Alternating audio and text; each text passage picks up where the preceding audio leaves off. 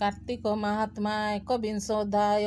नारद वाक्य कन्ने शुणी से पृथु राजा नृपमणि बोलती शुण मुनि बर तुम्भे कहिल धर्मसार। कार्तिक व्रत धर्म बल आउ कि अछि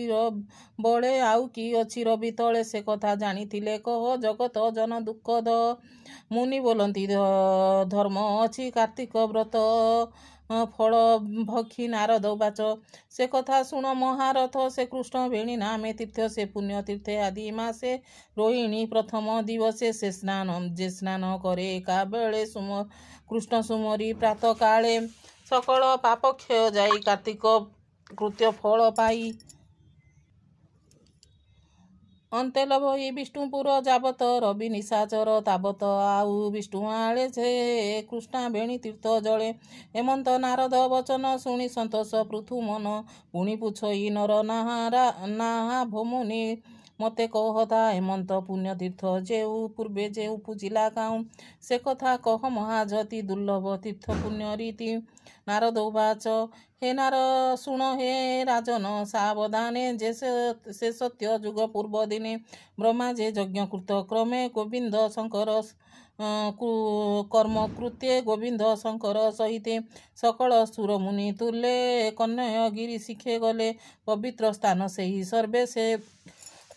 जे यज्ञ विधि कृत पूर्वे सर्वे जानती भेद बर भियाई बहुत संभार भृगु को आश्चर्य बरणे विधाता बरिले आपणे विष्णु प्रीतिरे करी बांछा यज्ञ संकल्पे करे इच्छा ब्रह्मा को चाही नारायण बोलती आंभ वाक्य शुण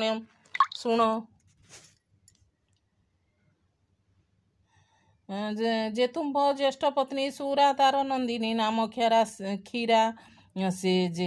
आंबर प्रियवती सकल गुणे सरस्वती जे तांक माता तुम्भ नारी विशेष ज्येष्ठ नाम धरी ताकु सुमरी यज्ञ स्थाने संकल्प कर आवाहने। ए वाक्य शुणी भृगु मुनि बोलती कालकृत्य किनी हे सभा जने तुम्भे शुण ब्रह्मांक पत्नी तीनि जन सुरा सावित्री गायत्री ए तीनि ब्रह्मांकर नारी। सुरा जे सायंकाल रूपी सावित्री मध्य काल व्यापी प्रभात काले गायत्री ए तीनि ब्रह्मांकर नारी। एथकु काल वर्तमान विचारी कर समाधान वर्तमाने विचारी कर विचार कर सावधाने प्रथमे सुमरिले संध्या यज्ञ आरंभे हेब धंदा एथकु मोर भूल कर यज्ञ गायत्री नाम धर से प्रातः काले दिन आदि संकल्पे सुमरी पजदी यज्ञ होइब विधि मते जाबत कर्म यथा कृते। ए वाक्य भृगु मुखु शुणी निश्चय कथा बोली जानी सकल मुनिसन मते विधाता सुमरिले चिते गायत्री नाम सुमरणे आसी मिलिले तत्क्षणे ब्रह्मांक दक्षिण पारुषे से देवी मिलिले हरसे ताहांकु घेनी वेदपति यज्ञ रे संकल्प करती। हेमंत बेले देवी सुर मने उत्सुक महात्वरासन दे मिली गले आसी कहती सभा समदसी तुम्बे सकल कथा शुण मो बाणी समस्ते तुम्बे सकल कथा जान मो बाणी समस्ते हे शुण तुम्बर संचिला जगत यज्ञ रे चेते विधि मत एबे अधर्म कृत्य कल ज्येष्ठ को यज्ञ न बरिल अपूज्य जने करी पूजा विवेक पणे कल तेजा जे देशे मंथ विचार लघुत जने सुपुकार से देशे निश्चय धर्म हानि दुर्भिक्ष मृत्यु भय तिनि अवश्य उपजई एते अर्ज अकीर्ति शुभ ई जगते तुम्बे कि न जान ए कथा निश्चय आशारे कल वृथा एठारे अछ जेते लोक जड़र प्राय विवेक मु ज्येष्ठ ब्रह्मांक घरणी से मोर सान संपदणी ताहांकु पति संगे बरी यज्ञ आरंभ गच्छ करी एणु अचेत सर्वजल मोर सापकु जन मोर सापकु यज्ञमान ब्रह्मा सहिते सुर मुनि संगते मोर साप घेनी नदी स्वरूप अष्ट दिगे एठारु बही जाओ बेगे सुरा वचन कोप करी क्रोधे बोलती गायत्री तोर गृहस्थ एका भी मुताहा नहिली किछि जानी ତହିଁକି କଲୁ ଏଡ଼େ କୋପ ଏବେ ଏକୁ ଅନେକ ଦେଲୁ ସାପ ଏ ଦୋଷେ ତୁଇ ହୁଅ ନଦୀ ଧର୍ମ ପୁରାଣ ସତ୍ୟ ଯଦି ଏମନ୍ତ ଅନ୍ୟାୟ ସାପ ସର୍ବେ ତତ୍କ୍ଷଣେ ନଦୀ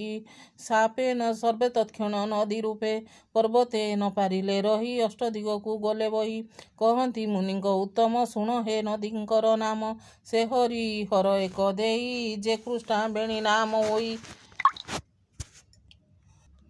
ପଶ୍ଚିମ ସମୁଦ୍ରକୁ ଗଲେ ବ୍ରହ୍ମା ଯେ କଳନି ଦିନି ନାମେ ପୂର୍ବ ଦିଗକୁ ବିଜେ କରି ବେନି ପାରୁ ସେ ବେନି ନାରୀ ଉତ୍ତର ଦିକେ ସରସ୍ୱତୀ ଦକ୍ଷିଣେ ବହିଲେ ଗୋମତୀ ଯେ ସୁରା ସରସ୍ୱତୀ ନାମ ଗାୟତ୍ରୀ ଗୋମତୀ ଉତ୍ତମ ଆବର ଯେତେ ସୁରଗଣ ନଦୀ ସ୍ୱରୂପେ ଜଣ ଜଣ ରହିଲେ ଜଳ ରୂପ ଧରି କହିବା କେତେ ବା ବିଚାରୀ ସହସ୍ର ସଂଖ୍ୟା ଜଳପଥ ଯେ କୃଷ୍ଣା ବେଣୀ ନାମ ତୀପ୍ତ ତହିଁ ଯେ ସ୍ନାନ करे ଯାଇ ସେ କୋଟି ଦାନ ଫଳ ପାଇ କାର୍ତ୍ତିକ ପ୍ରାତ ସ୍ନାନ କଲେ କାର୍ତ୍ତିକ ଧର୍ମ ପାଇ ଭଲେ ଆବର ଯେତେ ତୀର୍ଥ ତହିଁ ଅନ୍ୟର ଫଳ କେହି ନାହିଁ ଯେ ଶୁଣେ କୃଷ୍ଣବେଣୀ କଥା ତାର ହରଇ ସର୍ବବ୍ୟଥା ଅନ୍ତେ ଲଭଇ ବିଷ୍ଣୁ ଦାସ ଭଣଇ ମହାଦେବ ଦାସ ଇତି ଶ୍ରୀମଦ୍ ପଦ୍ମପୁରାଣ ଉତ୍ତରାଖଣ୍ଡେ କାର୍ତ୍ତିକ ମାହାତ୍ମ୍ये କୃଷ୍ଣବେଣୀ ଚରିତ କଥନେ ନାମ 21 ଅଧ୍ୟାୟ।